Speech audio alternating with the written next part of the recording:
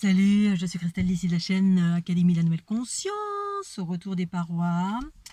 Alors, une petite vidéo aujourd'hui pour répondre à un des commentaires qui demandait comment se fait-il que la monade, alors la sphère ou je ne sais plus quel terme a été utilisé, moi j'ai utilisé le terme monade ou sphère originelle. Alors comment se fait-il qu'elle est scindée en deux?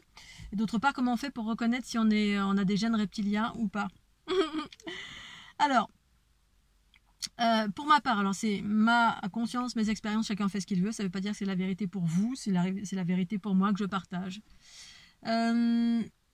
Alors, d'un côté, il y a la géométrie, donc la monade, pour ma part, celle que j'ai identifiée depuis 2012 et qui est devenue la géométrie de la fleur de l'unité, en lien avec la fleur de vie, bien évidemment, mais pas celle qui est dans le commerce, pour celles et ceux qui me connaissent.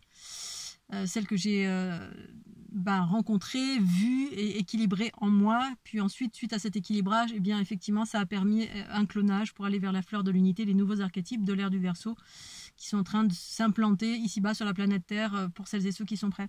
Donc effectivement, à l'origine de cette géométrie harmonieuse, eh bien, c'est une sphère qui est indivisible. C'est un processus de clonage en fait qui se produit et qui permet l'harmonie. On est déjà cela à l'origine en fait, mais on a perdu cette notion-là au fil du cycle évolutif dit patriarcal. Patriarcal, ça veut dire quoi? Ça veut dire qu'à un moment donné de l'évolution de l'humanité, il y a eu des interventions entre guillemets extraterrestres, que je mets en lien avec la culture reptilienne patriarcale, parce que reptilienne matriarcale existe aussi, elle est tout à fait harmonieuse.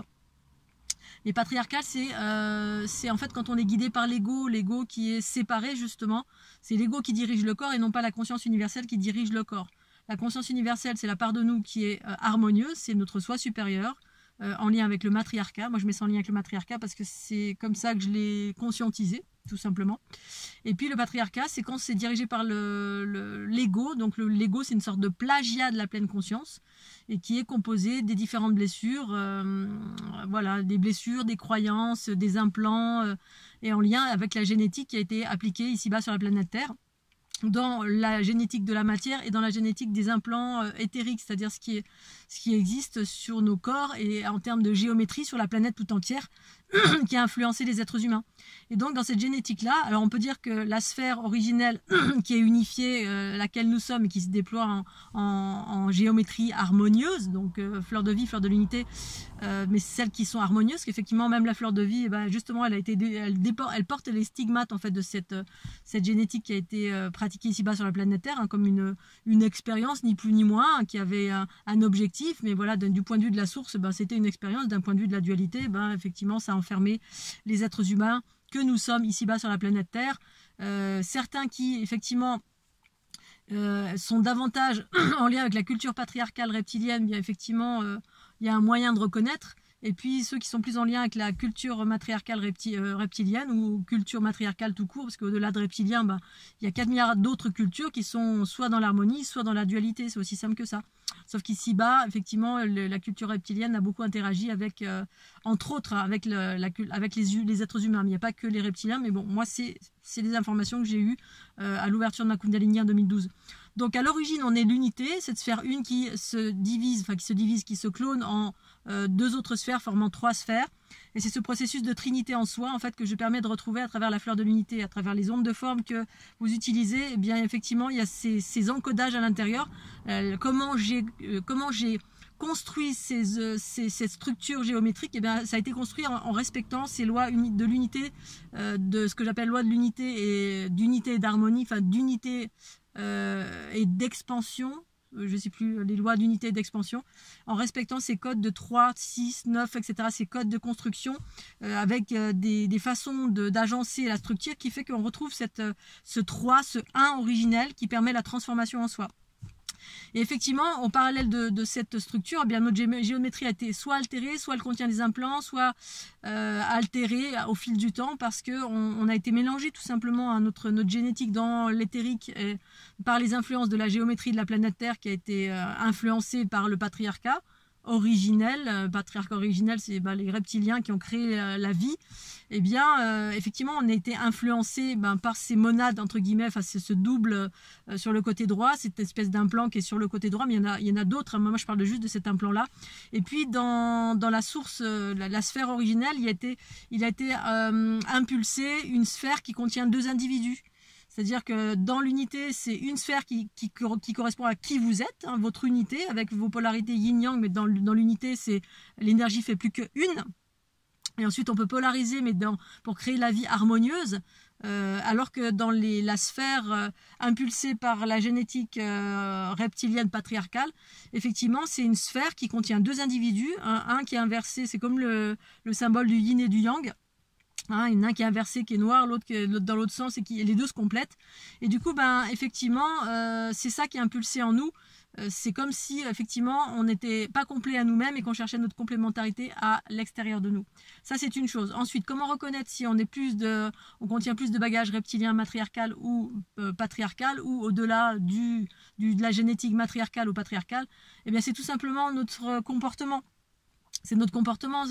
Regardez, observez en vous comment vous êtes souffrant dans la souffrance, comment vous êtes en réaction pour tout, comment vous vous sentez blessé pour tout, comment vous êtes en réaction. Voilà, c'est l'ego en nous, nos différentes souffrances. Qu'on soit plus patriarcal avec des gènes patriarcaux ou matriarcaux, ce qui est important, ça ne veut pas dire qu'il y a des gentils et des méchants, ça veut juste dire qu'effectivement, quand on est plus empreint de gènes patriarcal, c'est plus difficile d'évoluer. Pour autant, ce n'est pas impossible. Ça demande plus d'efforts parce que ce qui est important aujourd'hui, justement, comme on est en fin de cycle évolutif, eh bien, celles et ceux qui étaient dans la génétique patriarcale, on n'y est pour rien, en gros. Hein, ils ont joué à la génétique comme d'autres cultures. Et puis, ça fait des êtres qui étaient hybrides. On est tous hybridés, en fait, dans les corps éthériques et dans le corps physique, dans notre ADN physique. D'où les fameux brins qui ont été bridés. Hein, on devrait retrouver les 12 brins, c'est ce que propose la fleur de l'unité, retrouver les 12 brins et bien plus encore, 12, 24, 32, etc. C'est ce que propose la fleur de l'unité à travers les notions spiralées qui sont induites dans le bon sens, qui sont dans la bonne rythmique et dans le bon sens, avec les bonnes séquences, et qui réimpulsent en fait ces bonnes informations d'origine matriarcale. Et donc, pour reconnaître si on est plus d'ordre patriarcal, c'est simple, hein, observez votre ego. Regardez comment vous êtes dans la souffrance, observez comment vous êtes dans l'orgueil, dans la colère en permanence, comment vous êtes dans la manipulation, dans la stratégie, vous n'arrivez pas à vous abandonner, vous êtes dans les choses qui sont redondantes, hein, on est souvent dans le passé, et on ressasse. Bref, il y a une espèce d'ouroboros en soi et on a du mal effectivement à sortir des blessures, on a du mal à intégrer les nouvelles informations, on est souvent dans le sentiment d'injustice, bref, on est dans toutes les blessures. Notamment les blessures collectives, c'est l'abandon, la trahison, la culpabilité. Il y a 3 grandes blessures à mon sens. Après, il y a toutes les autres blessures reliées au comportement de l'ego, hein, dans la victimisation. On passe de victime à bourreau, de bourreau à victime ou indifférent. Bref, on est toujours ballotté dans les différents comportements égotiques de par les blessures qu'on a vécues. Dans cette vie, cette incarnation, de par les implants impulsés collectifs, de par les implants impulsés par notre lignée originelle. Si on est plus d'origine patriarcale, reptilienne, c'est plus compliqué. Pour autant, si vous choisissez de faire des efforts d'aller vers de l'harmonie, vous pouvez tout à fait, hein, c'est du choix de chacun aujourd'hui, parce on est dans une fin de cycle évolutif, et cette fin de cycle évolutif, eh bien, elle a permis le mélange des genres entre les cultures matriarcales originelles. Il y en a une multitude dans le monde, hein, c'est la raison pour laquelle toutes ces cultures ont été envahies par la conscience patriarcale originelle, hein. Toutes les cultures d'ordre polynésienne, par exemple, qui étaient d'origine matriarcale, aborigène, les Anasasis aux États-Unis étaient matriarcales, en Sardaigne c'était matriarcal, les Kojis, je ne sais plus dans les Andes, je crois les Kojis étaient matriarcales. Bref, il y a plein de cultures originelles matriarcales qui ont été envahies, la plupart du temps, si on remet ça dans une culture assez proche, les Anglais et les Espagnols, hein, qui ont été les plus grands conquistadors du monde entier, qui sont avides de pouvoir, qui sont avides de matérialité, qui sont avides d'argent, qui sont avides de manipulation, qui sont dans un ego extraordinaire, donc qui sont dans la séparation de l'amour, et qui n'y a aucune compassion, il n'y a aucun partage, il y a juste l'aspect conquistador, on veut et c'est ceux qui nous gouvernent encore ici-bas, hein, on veut faire du profit, du profit, du profit. En fait, c'est bien de faire du profit, mais c'est toujours une notion, dans le matriarcat, il y a une notion d'équilibre et de partage. D'équilibre, dire on peut faire de l'argent, on peut faire des affaires, mais il y a une notion d'équilibre sans pour autant écraser son prochain, sans pour autant penser que l'autre il est nul, qu'il est con, qu'il est moche, que c'est une bête, que voilà, comme voilà, des Africains qui ont été récupérés pour aller faire les cotonneries dans les Caraïbes, bref. Les blancs en gros, les grands blancs, les blancs qui... tout ce qui est patriarcat en fait. Et donc effectivement, au-delà de cela, regardez-vous en vous, hein, soyez le plus bienveillant possible. En fait, le mélange des genres a eu lieu en fin de cycle évolutif et effectivement, en fin de cycle évolutif, c'est les graines, enfin il y a eu les graines et les fruits maintenant. En fait, tout ce qui a été semé, tout le travail qui a été fait au fil des générations pour certains, on récupère les fruits maintenant. En fait, récupère les fruits du travail. C'est pour ça qu'il y a beaucoup de Kundalini qui s'activent. Alors il y a des Kundalini qui s'activent parce qu'un travail a été déjà engrangé à l'origine de l'humanité par certaines générations. D'autre part, il y a des Kundalini qui s'activent parce que qui sont fastes, les Kundalini qui sont fastes, c'est-à-dire qui sont harmonieuses dans l'équilibre, qui font pas mal. Elles s'activent parce que effectivement, il y a eu derrière des belles choses qui ont été faites. D'autre part, il y a des consciences cosmiques qui s'incarnent pour accompagner cette évolution, qui est là pour accompagner celles et ceux qui ont fait des efforts. Hein. Imaginons. On peut être le plus vil on peut être Hitler, voilà, c'est Hitler, il revient dans une vie, il a la possibilité de s'amender tout le temps, parce qu'on a tous fait des bêtises, d'un point de vue de la conscience universelle, ce ne sont juste que des expériences, pour autant, ici-bas sur la planète Terre, d'aller vers l'unité, c'est le fruit des efforts de chacun. Il y en a qui sont déjà dans l'unité, parce qu'on provient de plans sources, qui vivent ici-bas sur la planète, et qui sont déjà dans l'unité, qui arrivent, parce qu'on fait partie de plans sources, et d'autres qui ont vécu les stigmates de cette planète, hein, qui sont arrivés bien plus tôt, et puis qui ont fait des expériences en étant des âmes jeunes et puis qui ont la possibilité de s'amender aujourd'hui et d'aller vers de l'harmonie, vers de l'amour. Hein. J'ai affaire à plein d'individus, d'êtres qui sont des reptiliens patriarcaux et voilà, il n'y a pas de souci en fait, qui cherchent aussi à évoluer. Alors évidemment, l'évolution se fait par le pouvoir, par la prédation, pour certains encore, c'est comme on compare un scorpion à une coccinelle et on fait une hybridation avec les deux. Effectivement, il y a une nature qui reste là en nous. Et puis, il s'agit de pacifier cette nature-là. Cette nature, c'est comme notre cerveau reptilien, l'aspect d'être dans la défensive toujours, dans le mensonge, dans la manipulation. On a une prédominance comme ça qui existe en nous, de réactions, bref, qui sont en lien avec cette génétique plutôt plus animale, parce qu'il y a eu cette scission originelle qui était là, qui a été impulsée dans les gènes.